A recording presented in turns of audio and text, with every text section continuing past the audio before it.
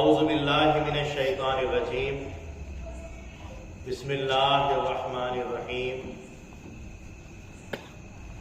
الحمد للہ الحنان والمنان وہو ملک الدیان الصلاۃ والسلام علی عبداللہ ورسول السبحان صاحب القرآن ثم الصلاۃ والسلام علی خلیفۃ الرحمن مبین الفرقان محمدین کلاہما وعلی آلہما واصحابہما اجمعین من یومنا ھذا الی یوم الدین، اما بعد فقد قال میرا مہدی موعود علیہ السلام نخلست جہاں ہے کر جان، وہاں نہیں کر جان، جہاں نہیں کر جان، وہاں ہے کچھ ارمان. نخلست زیستن بجان کفر است،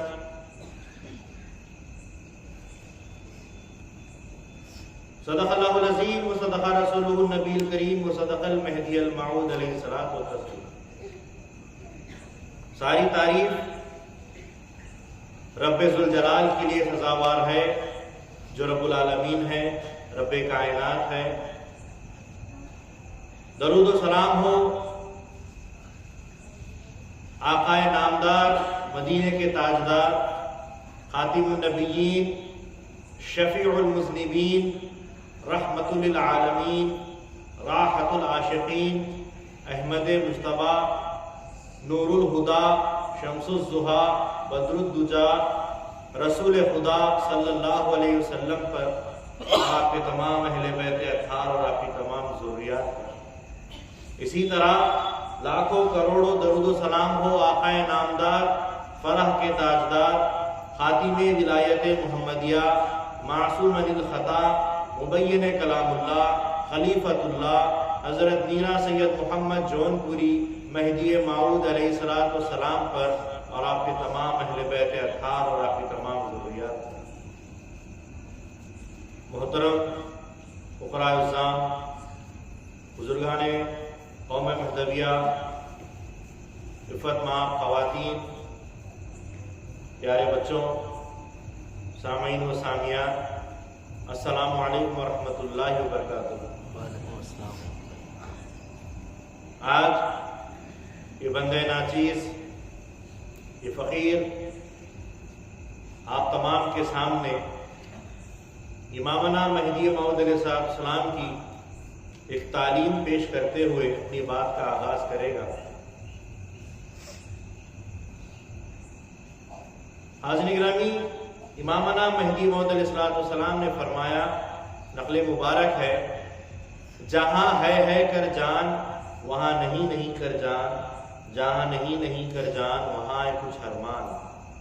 یعنی جو ہے بولتا ہے اس کے پاس کچھ نہیں ہوتا، اور جو کچھ بھی نہیں بولتا ہے یا جس کے پاس کچھ نہیں ہوتا ہے اسی کے پاس اللہ تعالیٰ کی محبت ہوتی ہے. اس فرمان مہدی سے ہم کو کیا بات سمجھ میں آ رہی ہے کہ جو انسان اہم اور تکبر، نفس، انانیت، ایسی چیزوں سے اپنے آپ کو آراستہ کر لیتا ہے، یہ اسی کے لیے ہے کہ وہ جو ہے بولتا ہے، مہدی موعود علیہ السلام فرماتے ہیں جو ہے بولتا ہے اس کے پاس کچھ نہیں ہوتا، اور جو نہیں کرتا ہے اسی کے پاس اللہ ملتا ہے. آگے امامنا مہدی موعود علیہ السلام فرماتے ہیں، زیستن بجان کفر است، خودی کا وجود کفر ہے. انا کا وجود، خود کا وجود کفر ہے فرماتے ہیں۔ خیر، اب اس فرمان مہدی علیہ السلام کے ذریعے ہم ہماری بات کو شروع کر رہے ہیں۔ سب سے پہلی بات تو یہ ہے کہ انسان کا سب سے بڑا دشمن کون ہے؟ اس دنیا میں انسان کا سب سے بڑا دشمن کون ہے؟ ٹھیک ہے، جواب نہیں آیا۔ حضرت رسول خدا صلی اللہ علیہ وسلم کے زمانے میں سب سے بڑا حضور کا دشمن کون تھا؟ کون تھا؟ ابو جہل۔ ٹھیک ہے، ابھی بھی جواب نہیں آیا۔ ابو جہل، ایک جواب آیا، ابو جہل، یہ بالکل صحیح جواب انہوں نے کہا۔ تیسری بات، حضرت ابراہیم علیہ السلام کے زمانے میں سب سے بڑا دشمن کون تھا؟ نمرود۔ حضرت موسیٰ علیہ السلام کے زمانے میں سب سے بڑا دشمن کون تھا؟ فرعون۔ تو اب بتلائیے ہمارا سب سے بڑا دشمن کون ہے؟ کیوں نفس ہے؟ حضرت امامنا مہدی موعود علیہ السلام فرماتے ہیں مومن کے دنیا میں 4 دشمن ہیں۔ کتنے؟ 4 دشمن ہیں، 2 ظاہر میں ہیں، 2 باطن میں ہیں۔ موعود علیہ السلام نے فرمایا، بڑی اچھے انداز سے آپ لوگ سنیے اور سمجھیے، مہدی موعود علیہ السلام نے فرمایا کہ ہر انسان کے، مومن کے 4 دشمن ہیں، 2 ظاہر میں ہیں، 2 باطن میں ہیں۔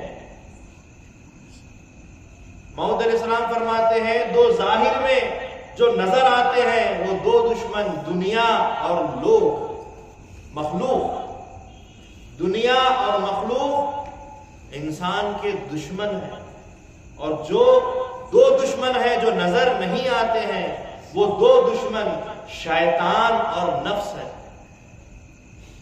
اب بتلائیے کہ ہمارا سب سے بڑا دشمن کون ہے؟ شیطان ہے۔ ٹھیک ہے، لیکن صحیح جواب یہی ہے کہ نفس ہے۔ شیطان جتنا سرکش ہے، قرآن گواہی دیتا ہے عدو مبین، تمہارا کھلا دشمن ہے۔ قرآن کہتا ہے کھلا تمہارا دشمن ہے، تو وہ کھلا دشمن، وہ شیطان بھی شیطان کیسے بنا؟ وہ بھی تو نفس کے ساتھ بڑا عہدہ رکھتا تھا خدا کے پاس، اس شیطان کو بھی بھٹکانے والا، برباد کرنے والا، اپنے عزازیل کے مقام سے گرانے والا، آدم کو سجدہ نہیں کرانے والا اس کا نفس تھا۔ اس نے جیسا کہ آگ اور مٹی کو پکڑ کر اس میں انتر کیا، فرق کیا کہ آگ اوپر جاتی ہے، مٹی نیچے جاتی ہے، میں بڑا ہوں، آدم چھوٹے ہیں، اور اس نے اپنے نفس کا اظہار کرتے ہوئے یہ نہیں دیکھا کہ حکم خدا ہے، یہ نہیں دیکھا کہ اگر نہیں کروں گا تو نافرمانی ہو جائے گی، یہ نہیں دیکھا کہ ساری مخلوقات، سارے فرشتے، بڑے بڑے فرشتے سجدہ ریز ہیں۔ اس نے کیا دیکھا؟ میرا نفس کہہ رہا ہے کہ میں اس کو سجدہ نہیں کروں۔ تو شیطان کو بھی شیطان بنانے والا، ابلیس بنانے والا، اس کو سرکش کرنے والا اس کا نفس ہے۔ حضرت ہماری ہر بات، مہدویت کی بات قرآن سے اور بزرگوں سے ہم کریں۔ مہدی موعود علیہ السلام سے لوگوں نے پوچھا، میرا جی کیا یزید پر لعنت بھیجنا چاہیے جس نے امام حسین رضی اللہ تعالیٰ عنہ اور سادات کو شہید کروایا؟ حضرت امامنا مہدی موعود علیہ السلام سنتے ہیں اور فرماتے ہیں کہ یزید پر لعنت کیوں بھیجتے ہو؟ پھر کہا کہ کیا فرعون پر لعنت بھیجنا چاہیے جس نے موسیٰ علیہ السلام اور قوم موسیٰ کو کئی تکلیفیں؟ مہدی موعود علیہ السلام فرماتے ہیں نہ فرعون پر لعنت بھیجو نہ یزید پر لعنت بھیجو، لعنت بھیجنا ہے تو اپنے نفس پہ بھیجو کہ یزید کے سینے میں جو نفس تھا وہ تمہارے سینے میں بھی ہے۔ اس نفس نے یزید کو بھٹکا دیا تھا، وہ نفس تمہارے درمیان بھی ہے، تم کو بھی بھٹکا سکتا ہے۔ اس نفس پر لعنت بھیجو، یزید پر لعنت بھیجنے سے کچھ نہیں ہوگا، فرعون پر لعنت بھیجنے سے کچھ نہیں ہوگا۔ فرعون بھی فرعون کیوں بنا؟ کیونکہ اس کے نفس نے اس کو برباد کیا۔ نمرود نے بھی اپنے آپ کو اپنے نفس سے ہی برباد کیا۔ ہر دور میں، ہر نبی کے دور میں، چاہے وہ دور نبوت میں رسول اللہ صلی اللہ علیہ وسلم کا دور ہو جہاں ابو جہل جیسا انسان اور ان کا چچا ابو لہب یہ سارے کے سارے برباد ہوئے ہیں تو اپنے نفس کی وجہ سے ہوئے۔ اگرچہ کہ ظاہر میں ابو جہل دشمن ہے لیکن ان کے پیچھے، اس کے پیچھے کام کرنے والا شیطان، اور شیطان کا ہتھیار ہے نفس۔ نفس ہمارا سب سے بڑا دشمن ہے، نفس سے بچنا چاہیے۔ حاضرین گرامی،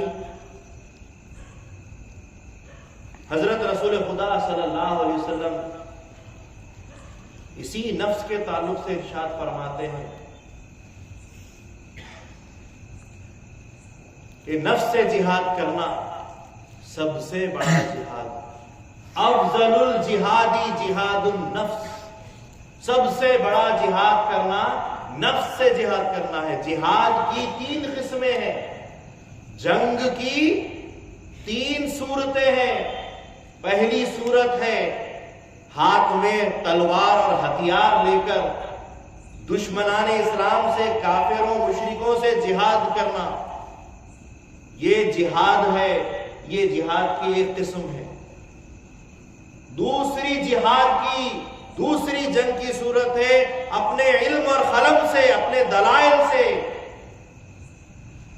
دشمن عالموں سے اپنے علم کے ذریعے سے جہاد کرنا۔ جہاد بالعلم والقلم، اپنے علم اور اپنے قلم کے ذریعے سے، دلائل کے ذریعے سے، دین کے تمام معلومات کے ذریعے سے ان سے جنگ کرنا۔ اب یہ کیا کر رہے ہیں ہم؟ یہ ہم جنگ کر رہے ہیں دین کو پھیلانے کے لیے اور دشمنان دین کو ختم کرنے کے لیے ہم علم کا ہتھیار استعمال کرتے ہوئے ان سے جنگ کر رہے ہیں۔ یہ بھی جنگ ہے۔ کافروں سے تلوار سے لڑیں یا کافروں سے علم کے ذریعے سے لڑیں، یہ دونوں جنگ ہوتی ہے۔ اور اس کے بعد ایک جنگ ہوتی ہے اپنے نفس سے جنگ کرنا۔ اور اللہ کے نبی صلی اللہ علیہ وسلم فرماتے ہیں افضل الجہادی جہاد النفس، سب سے بڑا جہاد نفس کے ساتھ جہاد کرنا۔ حضرت ابو بکر صدیق رضی اللہ تعالیٰ عنہ اکثر جنگوں سے واپس آتے تو بھائی صحابہ سے کہتے کہ بھائیوں، رجعنا من الجہاد الاصغر الى الجہاد الاکبر، ہم ایک چھوٹے جہاد سے بڑے جہاد کی طرف آ گئے۔ دوسرے بھائی پریشان،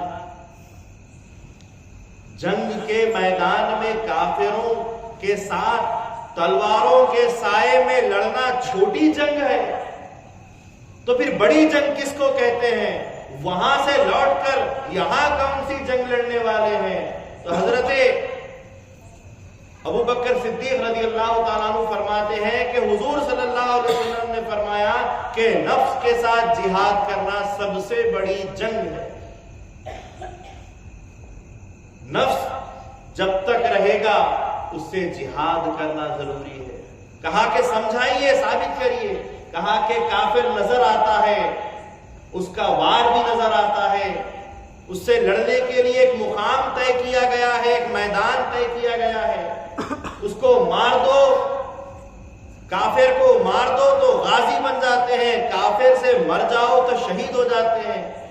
لیکن نفس ایک ایسا دشمن ہے جو نظر نہیں آتا، کافر پھر بھی دکھتا. نفس کا وار بھی نظر نہیں آتا، کافر کا وار نظر آتا ہے. نفس ہر وقت ہمارے ساتھ لگا ہوا ہے، ہمارے سانسوں کے ساتھ چلتا رہتا ہے. کافر کو تو ایک مقام دیا گیا ہے، وہاں لڑنا پڑتا ہے، اور نفس کو مارنا ہی پڑتا ہے. اگر اس سے مر جائیں تو ہمارا ایمان غارت ہو جائے، ہمارا ایمان خراب ہو جائے. اس سے لڑنا ہی پڑے گا اور جیت ہی حاصل کرنی پڑے گی. تو یہ سب سے بڑا جہاد ہے. اسی لیے مہدی موعود علیہ السلام نے فرمایا کہ زیستن بجان کفر است، کہ اپنی خودی کو باقی رکھنا کفر ہے. یہ سب سے بڑا جہاد. تو حضور صلی اللہ علیہ وسلم نے مہدی موعود علیہ السلام کی ہی بات کہی ہے. حضور نے جو فرمایا ہے وہی مہدی موعود نے فرمایا ہے، اور جو مہدی موعود علیہ السلام نے فرمایا وہ حضور صلی اللہ علیہ وسلم نے بھی وہی فرمایا تھا. اور جو حضور صلی اللہ علیہ وسلم فرما رہے ہیں وہ قرآن کہہ رہا ہے. قرآن میں سورہ کہف میں 110 نمبر کی آیت میں اللہ تعالیٰ نے فرمایا فَمَنْ كَانَ مِنْكُمْ لِقَاءَ رَبِّهِ فَلْيَعْمَلْ عَمَلًا صَالِحًا. تم میں سے جو کوئی چاہتا ہے کہ وہ اللہ تعالیٰ سے ملاقات کرے، اللہ سے ملنا، اللہ کا دیدار، اللہ سے ملاقات. لقاء، لفظ لقاء ملاقات کا ذکر کیا گیا ہے، ملنے کا ذکر کیا گیا ہے. من کانا یرجو لقاء ربہ فلیعمل عملا صالحا.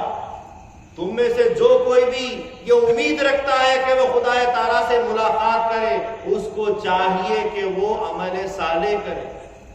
ولا یشرک بعبادت ربہ احدا، اور اپنے رب کی عبادت میں کسی کو شریک نہ کرے، شرک نہ کرے. اب یہاں اس آیت میں دو باتیں ہیں کہ کسی کو اللہ کی عبادت میں شریک نہ کرے اور عمل صالح کرے. عمل صالح اور اس شرک کو سمجھنے کی ضرورت ہے. اللہ تعالیٰ کے یہاں سب سے بڑا گناہ اگر کوئی ہے تو وہ شرک ہے. اللہ تعالیٰ کبیرہ گناہوں میں سے شرک کو فرماتا ہے کہ شرک کبھی معاف نہیں کیا جائے گا. ماں باپ کی نافرمانی کبھی معاف نہیں کی جائے گی، زنا کبھی معاف نہیں کیا جائے گا، شراب خوری کبھی معاف نہیں کی جائے گی. ایسے بڑے بڑے گناہ، اس میں سب سے بڑا گناہ اللہ تعالیٰ نے جو فرمایا شرک. تو شرک کی دو قسمیں ہیں، ایک ہے شرک جلی، ایک ہے شرک خفی.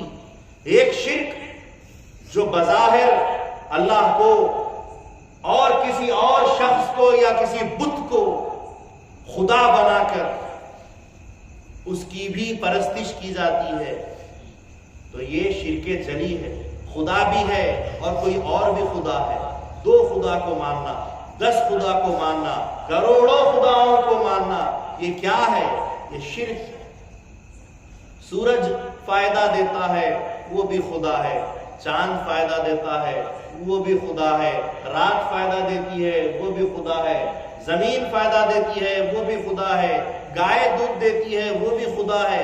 سب کو جو فائدہ دینے والی چیز ہے سب کو خدا بنا کر بیٹھ جاتے ہیں. تو یہ کیا ہے؟ یہ بنظریہ اسلام یہ ساری چیزیں شرک ہیں، یہ نظر آنے والی چیز ہے. اور ایک دوسرا شرک ہے شرک خفی.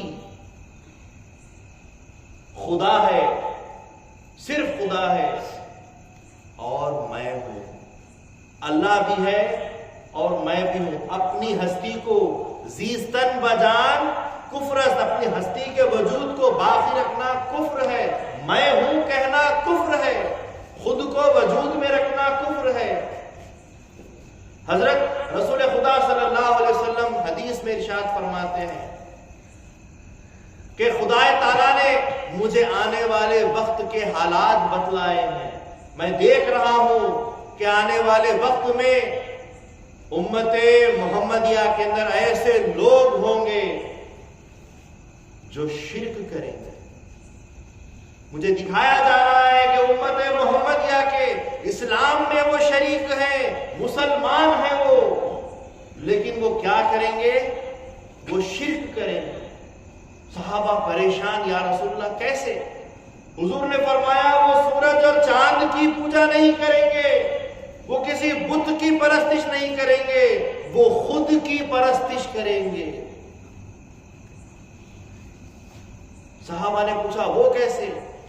حضور نے فرمایا کہ وہ بڑی بڑی لمبی لمبی نمازیں پڑھیں گے، لمبی لمبی خیرات کریں گے، دیر دیر تک عبادات کریں گے، بڑے بڑے وظیفے پڑھیں گے، بڑے بڑے درود پڑھیں گے، لیکن یہ سارا کا سارا اللہ کے لیے نہیں ہوگا. یہ ساری کی ساری چیزیں ان کے نفس کے لیے ہوگی، جس کو ہم دنیا میں دکھاوا اور ریاکاری کہتے ہیں، خود کے لیے ہوگا. اور یہ ساری چیزیں شرک خفی ہیں، چھپا ہوا شرک. تو مہدی موعود علیہ السلام نے اس پر فرمایا ہے. شاہ دلاور رضی اللہ تعالیٰ عنہ فرماتے ہیں نفس باقی فساد باقی. نفس رہے گا تو فساد رہے گا، نفس ختم ہوگا تو فساد بھی ختم ہو جائے گا. نفس نہیں ہونا چاہیے، انا نہیں ہونی چاہیے، خود کی ذات نہیں ہونی چاہیے. ہمارے بزرگان دین ساری کی ساری چیزوں کو چھوڑ دیا کرتے تھے نفس کو چھوڑنے کے. صحابہ نے پوچھا ابو بکر صدیق رضی اللہ تعالیٰ عنہ سے کہ آخر نفس کو مارنے کے لیے کیا ہتھیار ہے؟ تو انہوں نے کہا کہ 2 ہتھیار ہیں. ایک ہے خدا کا ذکر اور دوسرا ہے پیٹ میں کم اناج ڈالا کرو، کم کھایا کرو. جب سے کہ میں نے حضور صلی اللہ علیہ وسلم کو یہ فرماتے ہوئے سنا ہے کہ نفس زیادہ کھانے سے طاقتور ہو جاتا ہے اور کم کھانے سے کمزور ہو جاتا ہے، اس وقت سے میں نے پیٹ بھر کر کھانا نہیں کھایا ہے. زیادہ کھانے سے کھانے کا ایک نشہ ہو جاتا ہے، نفس موٹا ہو جاتا ہے. زیادہ کھانے سے جہالت سامنے آ جاتی ہے. زیادہ کھانا کھانے سے خواہشات بڑھنے لگتے ہیں. زیادہ کھانے سے نیند آنے لگتی ہے، شیطان سلانے لگتا ہے. سب شیطان کے ہتھیار ہیں. ایک مرتبہ حضرت بایزید بستامی رحمت اللہ علیہ کا واقعہ بیان کیا گیا. حضرت بایزید بستامی رحمت اللہ علیہ فرماتے ہیں کہ ایک دن میں نے اپنے اندر سے اپنا نفس امارہ کو باہر نکالا اور میں اس کو دیکھ رہا تھا. میرے نفس کو سر سے لے کر پاؤں تک میں نے دیکھا. ہاتھ پیر سب اس کے زخمی ہیں، سب بالکل آزودہ ہو چکے ہیں، فنا ہو چکے ہیں، مرجھا چکے ہیں، سڑ چکے ہیں. لیکن اس نفس کا سر، میرے اس نفس کا سر زندہ تھا. تو میں نے اپنے نفس سے پوچھا کہ تیرے سر کا وجود کیسے رہ گیا؟ بتلا کیا راز ہے، کیا بات ہے کہ تیرا سر کیسے رہ گیا؟ تو نفس نے کہا کہ میں نہیں بتلاؤں گا. حضرت بایزید بستامی رحمت اللہ علیہ نے اس کے اوپر دباؤ ڈالا، زور ڈالا. تو نفس نے کہا کہ جب کبھی بھی آپ کے پاس جو بھی آپ کا مرید آ کر آپ کی قدم بوسی کرتا ہے، غور سے سنیے، جب کبھی بھی کوئی مرید آپ کا آ کر آپ کی قدم بوسی کرتا تھا، اسی قدم بوسی کی وجہ سے مجھے مزہ آتا تھا، اسی لیے میں زندہ ہوں. حضرت بایزید بستامی رحمت اللہ علیہ سمجھ گئے کہ میں جو قدم بوسی لوگ میری کر رہے ہیں اور مجھے اس کا اگر مزہ آ رہا ہے، مجھے اگر اس سے خوشی ہو رہی ہے، تو یہ خوشی میری نہیں بلکہ میرے نفس کی ہو چکی ہے. لہذا حضرت بایزید بستانی رحمت اللہ علیہ، رمضان کا یہ وقت تھا، رمضان کے دن تھے، جمعے کا دن تھا، لوگ سارے کے سارے مسجدوں کی طرف جا رہے تھے، اور بایزید بستانی رحمت اللہ علیہ باہر نکلتے ہیں اور ہاتھ میں روٹی پکڑے ہوئے ہیں، اور سب کے سامنے دانتوں سے کتر کتر کر روٹی کھاتے ہوئے سب کو بتاتے ہیں۔ لوگ دیکھتے رہ گئے کہ رمضان کا مہینہ، دن کا وقت، جمعے کی نماز کا دن اور نماز کا وقت، اور ایسے وقت میں بایزید جیسی شخصیت ولی اللہ وہ روٹی دن میں کھا رہے ہیں، روزہ نہیں رکھے ہیں، اور بازاروں میں لوگوں کے سامنے کھاتے ہوئے آ رہے ہیں۔ کیا رمضان کی توہین کر رہے ہیں، روزداروں کی توہین کر رہے ہیں، ان کو کھا کر بتا رہے ہیں، اور جمعے کی بھی اہمیت نہیں، رمضان کی اہمیت نہیں، روزے کی اہمیت نہیں، روزے داروں کی اہمیت نہیں، کتنی بدبختی کا کام کر رہے ہیں۔ یہ کہتے ہوئے وہ سارے کے سارے جتنے بھی لوگ تھے ان کی توہین کرنے لگے، ان کو باتیں سنانے لگے، ان کو جھڑکیاں دینے لگے۔ بایزید بستانی رحمت اللہ علیہ بہت دیر تک سنتے گئے، یہاں تک کہ لوگ اپنی اپنی نمازوں کے لیے چلے گئے۔ اس کے بعد بایزید تنہائی میں آئے اور پھر اپنے نفس کو نکال کر کیا دیکھتے ہیں کہ اب میرا نفس پوری طریقے سے مر چکا ہے۔ بزرگان دین اپنے نفس کو کیسے مارتے تھے؟ جہاں جس اعتبار سے نفس موٹا ہونا شروع ہوتا وہاں اس کو مارا جاتا۔ نفس کی 3 قسمیں ہوتی ہیں، نفس لوامہ، نفس امارہ، نفس مطمئنہ۔ نفس لوامہ اچھائی کی خواہش کی طرف بلانے والا، آج بہترین کپڑے استری کر کر پہنوں گا، آج قسم قسم کے عطر لگاؤں گا۔ یہ کوئی برائی یا گناہ نہیں ہے، لیکن یہ بھی ایک خواہش ہے۔ بہترین لباس پہنوں گا، چمکدار لباس پہنوں گا، بہترین خوشبو لگاؤں گا، بہترین چپل خرید کر نئی چپل پہنوں گا، نئی نئی اچھی اچھی جگہوں پر گھوموں گا۔ یہ سب جائز چیزیں ہیں، لیکن یہ جو خواہش کرا رہا ہے، یہ خواہش کرانے والا کون ہے؟ یہ نفس ہے، یہ نفس لوامہ ہے۔ آپ کو اچھی خواہشوں میں بھی ملوث کر کے خدا سے دور کر دیتا ہے، یہ نفس لوامہ۔ ایک ہے نفس امارہ جو کھلے برائیوں کی طرف تم کو بلاتا ہے، آؤ جوا کھیلنے، آؤ شراب پی لیں گے، زنا کی طرف آ جاؤ، عورتیں نظر آ رہی ہے، ذرا جی بھر کے نظارہ کر لو۔ ہر قسم کے گناہ، کھلے گناہ، نفس امارہ کا کام ہے کہ وہ کھلے گناہ کراتا ہے، اور نفس لوامہ کا کام ہے کہ وہ اچھائی کے ذریعے سے گناہ کراتا ہے، حرص کراتا ہے۔ نفس کے ہتھیار میں کیا ہے؟ حرص۔ حضرت رسول خدا صلی اللہ علیہ وسلم فرماتے ہیں اگر کسی انسان کو 2 پہاڑ سونے کے دے دیے جائیں، کتنے؟ 2 پہاڑ، 2 پربت، 2 کلو سونا اگر کسی کے یہاں ہو تو وہ سب سے بڑا دنیا دار اپنے آپ کو سمجھتا ہے کہ میرے پاس بڑی دنیا ہے۔ لیکن حضور فرماتے ہیں کہ جس کسی کے پاس 2 پہاڑ جتنا سونا بھی آ جائے، پھر بھی اس کی یہ حرص رہے گی کہ وہ تیسرا پہاڑ کھوجنے کے لیے نکل جاتا ہے۔ یہ حرص اچھائی کے ذریعے سے نفس لوامہ، نفس امارہ انسان کو برباد کرتا ہے۔ دوسرا نفس ہوتا ہے سوار، ہر چیز کا مزہ، کھانے پینے کا مزہ، کپڑوں کا مزہ، لوگوں میں اٹھنے بیٹھنے کا مزہ، محفلوں کا مزہ، بیکار چیزوں میں ملوث ہو کر باتیں کرنے کا مزہ۔ یہ سارے مزے جو زبان کے ہیں، زبان سے آتے ہیں، خوشبو سے ہے، ناک سے آتے ہیں، آنکھوں کے ہے، نظارے دیکھنے سے آتے ہیں، گانوں کے ہے کہ کانوں کو سننے سے آتے ہیں، یہ سارے قسم کے مزے، یہ سارے کیا ہے؟ یہ نفس کا ہتھیار ہے، سوار۔ مہدی موعود علیہ السلام نے ان ساری چیزوں کو منع کیا ہے۔ مہدی موعود علیہ السلام فرماتے ہیں جہاں پر بھی ہے کا مقام آتا ہے وہاں نہیں کر دینے کا حکم ہے۔ جس چیز میں بھی تمہارا دل دماغ ہے بول کر بیٹھنے جاتا ہے اس کو چھوڑ دینے کا حکم ہے۔ یہ مہدی موعود علیہ السلام کی تعلیم ہے. اسی طریقے سے حسد، کسی کے پاس کوئی چیز نظر آ جائے تو اس سے چھن جائے، اس کے پاس سے مٹ جائے، اس کے پاس سے ختم ہو جائے، یہ بھی تمہارا نفس ہے. اسی طریقے سے تمہارا غضب، تمہارا غصہ، اگر کوئی تم کو برا کہے تو تمہارے نفس کو برا لگ جاتا ہے، پلٹ کر اور بڑی بڑی آواز سے اس سے گفتگو کرتے ہو، یہاں تک کہ رہا نہیں جاتا تو گالی بکنے لگتے ہو، ہاتھ اٹھانے لگتے ہو. بیوی پر غضب، اولاد پر غضب، بھائیوں پر غضب، پڑوسی پہ غضب، مسجد کے مصلیوں پر غضب، دعوتوں کے اندر غضب. یہ سارے غصے کی چیزیں کیوں آتی ہیں؟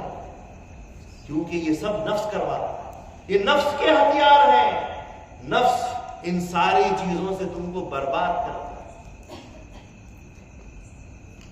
سب سے زیادہ اور سب سے آسان نفس جو قوت میں آنا شروع ہوتا ہے وہ دو چیزوں سے آتا ہے: اچھا کھانا اور اچھا کپڑا.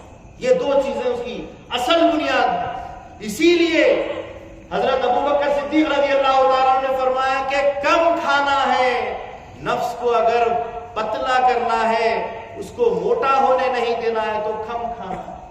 کھانا اور کپڑا یہ دو چیزیں بنیادی چیزیں ہیں نفس کو پرورش پانے کی، ان کو ہی روکنا چاہیے. اسی لیے مہدی موعود علیہ السلام نے فرمایا مومن ذخیرہ نمی کند، مومن ذخیرہ نہیں کرتا اور مومن اپنی خودی کو باقی نہیں رکھتا، وہی مومن ہے. مہدی موعود علیہ السلام فرماتے ہیں ہر وہ عمل جو نظر آ جائے وہ عمل مردود ہے، وہ عمل جو دکھ جائے وہ عمل مردود ہے.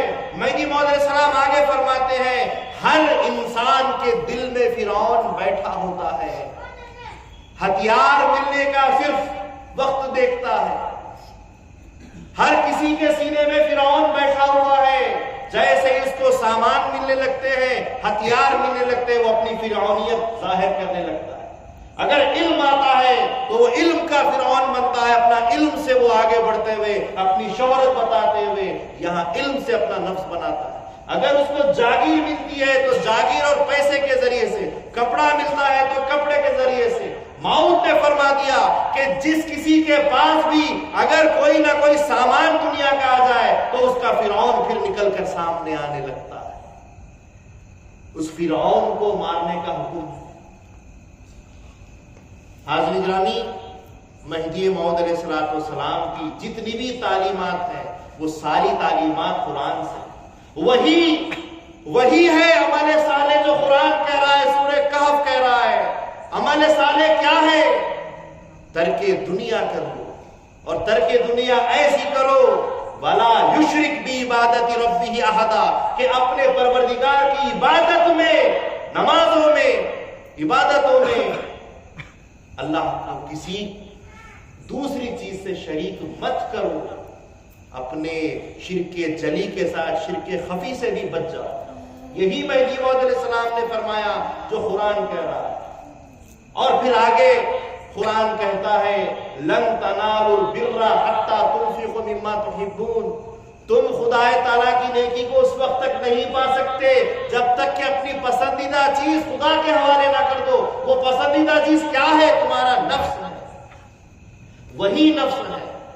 جب یہ نفس لوامہ اور نفس امارہ، ان دونوں کے جھگڑے جب چلتے رہتے ہیں، انسان جب کم کھاتا ہے، کم بولتا ہے، کم سوتا ہے اور اس دونوں نفسوں سے ذکر اللہ کے ذریعے سے اور کم کھانے کے ذریعے سے لڑتے رہتا ہے، تو ایک دن ایسا آتا ہے مومن کو مسجد میں بیٹھ کر جانماز پر ذکر کرنے کی ضرورت نہیں رہتی.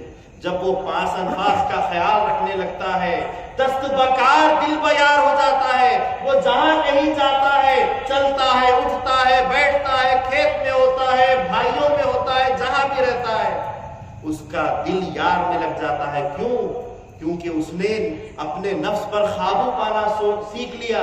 یہاں تک کہ مومن اگر سو بھی جاتا ہے تو بھی اس کی سانسوں سے ذکر چلتا رہتا ہے.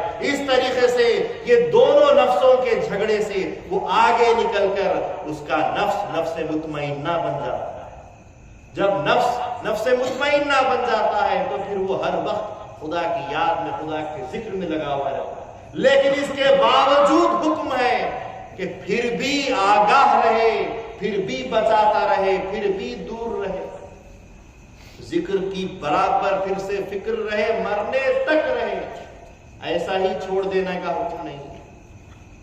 حضرت مہدی موعود علیہ السلام فرماتے ہیں جبکہ حضرت شاہ نظام رضی اللہ تعالیٰ عنہ بازار میں جا رہے تھے اور کسی سپاہی نے بہت سارا سامان آپ کے سر پہ رکھ دیا اور آپ کے پیروں پر اور پیٹھ مبارک پر چھڑیوں سے مارنے لگے کہ سامان لے کر چلو۔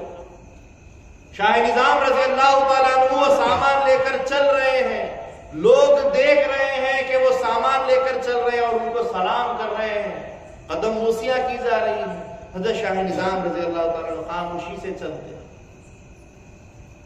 اتنے میں سپاہیوں نے جب دیکھا کہ یہ کون آدمی ہے کہ اس کی لوگ بڑھ بڑھ کر اتنی عزت کر رہے ہیں، ڈر گئے، گھبرا گئے، فوراً وہ سامان ان سے اتار لیتے ہیں اور کہتے ہیں کہ آپ جائیے۔ اتنی ہی دیر تھی کہ سامنے کوئی میٹھے کا تشت لا کر رکھ دیتا ہے کہ حضرت میٹھا نوش کیجیے، تو مہدی موعود علیہ السلام نے فرمایا شاہ کی چوٹ شکر کی پوٹ۔ وہ یاد آ گیا موت کا فرمان کہ اللہ والوں کو چوٹ بھی ملتی ہے اور اسی وقت اگر میٹھا بھی ملتا ہے، دونوں ان کے لیے برابر ہے۔ کیوں؟ کیونکہ وہ نفس نہیں پالتا، ان کے لیے دونوں برابر ہے۔ وہ ان کو تکلیف نہیں ہوتی اس نے مارا کیوں، اس نے میٹھا کیوں دیا۔ جو ہوتا ہے خدا کرتا ہے، ہر حال رب سامان کا معاملہ ہوتا ہے۔ جب کبھی نفس کو تکلیف ہوتی ہے تو سمجھ جاؤ کہ ہمارا کام خراب ہو رہا ہے، غصہ آ رہا ہے، ہرس ہو رہی ہے، تکلیف ہو رہی ہے، حسد ہو رہا ہے۔ یہ ساری چیزیں نفس کی طرف سے ہوتی ہے اور یہ ساری چیزیں کرنے والا وہ شیطان ہے جس نے دوسرے سور تک کے لیے اللہ تعالیٰ سے مہلت مانگی تھی، لیکن خدا نے اس کو پہلے سور تک کی مہلت دی ہے اور اس کا ہتھیار نفس بنایا ہے۔ وہ شیطان اور وہ نفس کھلے ہمارے دشمن ہیں جو ہمیشہ ہم کو برباد کرنے کے لیے لگے ہوئے رہتے۔ بہرحال اسی طریقے سے میں اپنی بات کرتے ہوئے انشاءاللہ بات ختم کر دوں گا۔ قرآن کہتا ہے قد افلح من تزکا، وہ جیت گیا جس نے اپنے نفس کو پاک کر لیا۔ تو ہم کو بھی کامیابی اور جیت حاصل کرنا ہے تو ہمارے اپنے نفسوں کو پاک کرنا ہمیں ضروری ہے۔ مہدی موعود علیہ السلام کی راہ راست پر، راہ مستقیم پر چلنا ہے تو ہمیں اپنے نفس سے لڑنا ہوگا، اپنے نفس سے جیتنا ہوگا، تزکیہ نفس کرنا ہوگا، اسی کے ذریعے سے جیت حاصل ہو سکتی ہے۔ بہرحال اللہ تبارک و تعالی ہم کو بولنے سننے سے زیادہ عمل کی توفیق عطا فرمائے۔ شیطان اور نفس، دنیا اور مخلوق جو ہمارے کھلے دشمن ہیں، اللہ تبارک و تعالیٰ سے دعا ہے کہ رسول و مہدی کے صدقے سے ان دشمنوں سے ہمیں محفوظ رکھے۔ اللہ تبارک و تعالیٰ ہمیں حرص اور طمع سے محفوظ رکھے۔ اللہ تبارک و تعالیٰ ہمیں اخلاق خبیثہ اور ذمیمہ، حسد، کینہ، کپٹ، غیبت، چوری، چکاری، جوا، فریب، دھوکہ، الزام، ایسے جتنے بھی برائیاں ہیں اللہ تعالیٰ ہم کو ان ساری برائیوں سے محفوظ رکھے۔ اللہ تبارک و تعالیٰ ہمارے ایمان کی حفاظت فرمائے، ہمیں نیک عمل کی توفیق عطا فرمائے، وہ عمل دے جو صرف خدا دیکھے۔ یا ایھا المزمل قم اللیل الا قلیلا، اے مزمل رات کے وقت کھڑے ہو جاؤ، ہماری عبادت کرو تھوڑی دیری سے ہی۔ وہ رات کا وقت تنہائی کا وقت، وہ رات کا وقت خدا اور بندے کا وقت، ویسی تنہائیوں میں، ویسے اکیلے پن میں ہماری عبادتوں کو اللہ کے پاس خالی اس کا راز کھلے، دوسری دنیا کے کوئی مخلوق ہمارا اس راز نہ دیکھے۔ اللہ سے یہی دعا ہے کہ اللہ تبارک و تعالیٰ ہماری ہر عبادت کو مقبولہ بنائے۔ اللہ تبارک و تعالیٰ ہمارے جتنے بھی آنے والی نسلیں ہیں، جتنے بھی مسلمان بھائی ہیں، جتنے بھی ایمانی بھائی ہیں، ان کی تمام کی نسلوں کو اللہ تبارک و تعالیٰ پروان چڑھائے، ان کو صحت سے رکھے، ایمان پر رکھے، ایمان پر خاتمہ کرے، ایمان والوں کے ساتھ ہمارا حشر فرمائے۔ اللہ تبارک و تعالیٰ ہمیں صغیرہ اور کبیرہ گناہوں سے محفوظ فرمائے۔ اللہ تبارک و تعالیٰ ہمیں دنیا کی رسوائیوں سے بچائے، دوزخ کی آگ سے بچائے، قیامت کی رسوائیوں سے بچائے، رسول و مہدی کا دامن عطا فرمائے۔ آمین۔ وآخر دعوانا الحمدللہ رب العالمین۔ سبحان